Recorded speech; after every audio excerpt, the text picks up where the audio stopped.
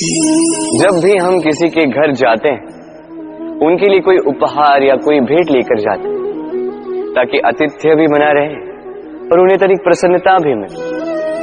अब ये भेंट या तो हम कहीं से खरीदते हैं या तो स्वयं अपने हाथों से बनाते हैं। किंतु यदि कोई ऐसा व्यक्ति आए जो उनके घर जाकर उन्हीं की कोई वस्तु लेके उन्हें भेंट दे तो क्या ये समझदारी होगी? कदापि नहीं। तो हम में से कई सारे लोग यही तो कर रहे हैं। अब आप सोच रहे होंगे कैसे, ऐसा भला कौन करता है? सोचिए, जब भी हम मंदिर में जाते हैं, ईश्वर से मिलते हैं, उन्हें वही चढ़ाते हैं जो उन्होंने ही हमें दिया है। अब यदि हम उन्हें वही चढ़ाएंगे जो वही हमें दे रहे हैं, वो प्रसन्न कैसे होंगे? ईश्वर को प्रसन्न करना है तो वो अर्पित कीजिए जो अर्पित करने की आवश्यकता है, जो आपने पाया, जो आपने स्वयं बनाया। अर्पित कीजिए अपना अहंकार, समर्पित कीजिए अपना अभिमान, त्याग दीजिए अहंकार और अभिमान ईश्वर के समक्ष, और फिर बस विश्वास कीजिए आपके ईश्वर आपको अवश्य मिल जाए। राधे राधे। जीवन में व्यक्ति तभी सुखी रह पाएगा जब उसके पास संतोष और आनंद हो। संतोष और आनंद उसके जीवन में तभी आ पाएगा जब उसके पास मित्र हो, कुछ ऐसे लोग हो जो उसे प्रेम दे सके। वो प्रेम उसे तभी मिल पाएगा जब वो स्वयं किसी और को प्रेम देने योग्य हो, स्वयं की आवश्यकताओं को स्वयं पूर्ण करने योग्य हो।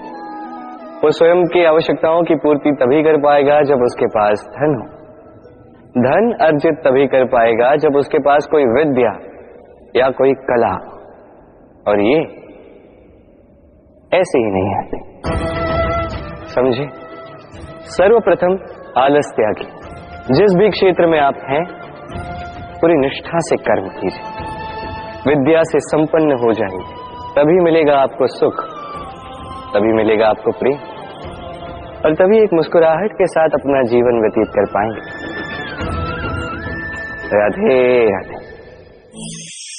सागर और नदी दोनों ही जल की राशियां, किंतु दोनों में अंतर देखिए कितना। जब वर्षा होती है, नदी अपना स्तर बढ़ा लेती है, इतना बढ़ा लेती है कि कभी कभार तट को तोड़कर बह जाती है, विध्वंस मचा देती। यही वर्षा ना हो तो सूख जाती है नदी, एक महीन धारा में परिवर्तित हो जाती है। दूसरी ओर है सागर। अब सागर को देखिए, यदि कोई नदी आके सागर में सम्मिलित भी हो जाए तब भी सागर अपना स्तर नहीं बढ़ाता। सूर्य की गर्मी चाहे जितनी भी बढ़ जाए, उस ताप के कारण सागर अपना स्तर नहीं घटाता, शांत चित्त रहता है, संतुलन में सब कुछ रखता है, और इसलिए तो इतना विशाल, इतना महान है ये सागर। यदि आप भी महान बनना चाहते हैं, अपने व्यक्तित्व को विशाल बनाना चाहते हैं, तो स्मरण रखिए आपको इस सागर की भांति बनना होगा। शांत चित्त रहिए, सब कुछ संतुलन में रखिए। यदि जीवन में कुछ अधिक ही सुख आ जाए तो अपनी सुध बुध मत खोइए। यदि जीवन में दुख आ जाए, कष्ट आ जाए, तो अपना निश्चय, अपना लक्ष्य और अपनी शक्ति मत भूलिएगा, क्योंकि यही श्रेष्ठता व्यक्ति का आचरण है। राधे राधे।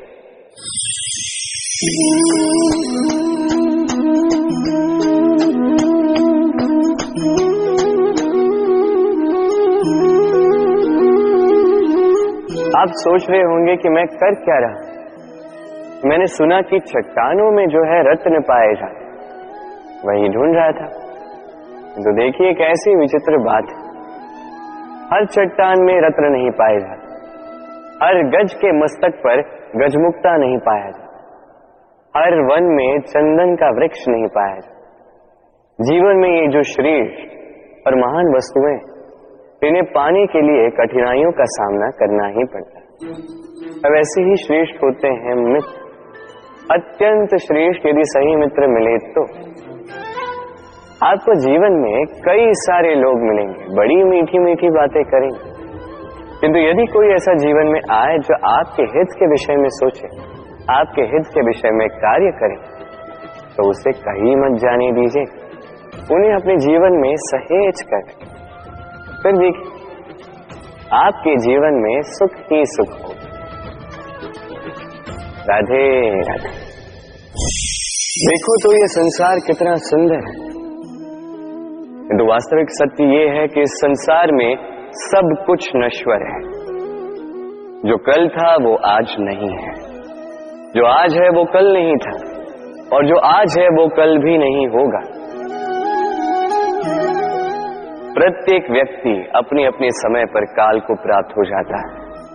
इस रूप का नाश करता है बुढ़ापा, प्राणों का नाश करती है मृत्यु, आलस्य, ईर्ष्या धर्म का नाश करते हैं, और क्रोध संबंध का नाश करता है। किंतु एक ऐसा भाव है जो अकेला ही सारे गुणों का नाश करने में सक्षम है, और वो है अभिमान।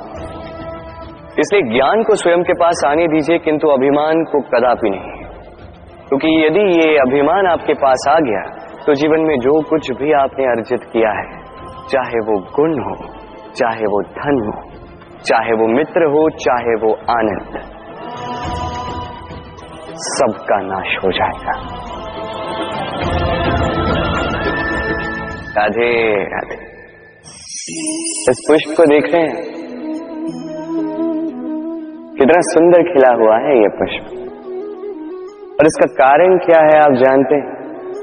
ये पुष्प नहीं जानता कि कल इसके साथ क्या होने वाला, और ना ही ये पुष्प जानना चाहता है।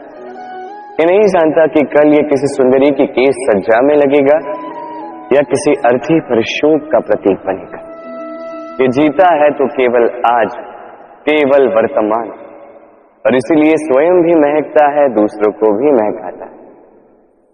स्मरण रखिएगा, सुखी जीवन का मूल मंत्र यही, ना जीवन की चिंता, ना मृत्यु का भय, जो है वर्तमान। इसी वर्तमान को जिए, इसी वर्तमान को भोगे, और इसी वर्तमान में अपना आनंद ढूंढे। स्वयं सुखी रहे और सबको सुखी करे। राधे राधे। चलिए आपसे एक प्रश्न पूछता हूं, स्वर्ण और लोहे में अंतर क्या है? अब अधिकतर लोगों का उत्तर यही होगा कि स्वर्ण बहुमूल्य है। स्वर्ण का मूल्य लोहे से कहीं अधिक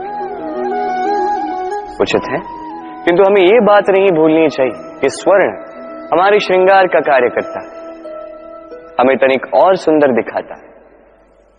दूसरी ओर लोहा उन सैनिकों की ढाल और तलवार बनकर रक्षा करता है जो सैनिक हमारे प्राणों की रक्षा करते हैं। ये सैनिक नहीं तो हमारे प्राण।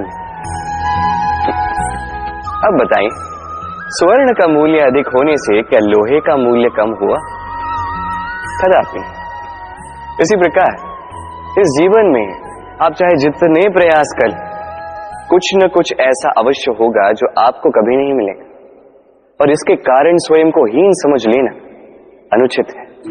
हो सकता है आपके पास वो गुण हो जो संसार में और किसी के पास भी नहीं है, तो उस गुण को समझिए, उसे बढ़ाइए और उसे सहेज करें। स्मरण रखिए, संसार में प्रत्येक व्यक्ति विशेष होता है, और संसार में सभी को सब कुछ नहीं मिलता। स्वयं देख लीजिए, स्वर्ण को जिस दुकान में सहेज कर रखा जाता है, उस दुकान के ताले लोहे से ही बने। राधे राधे।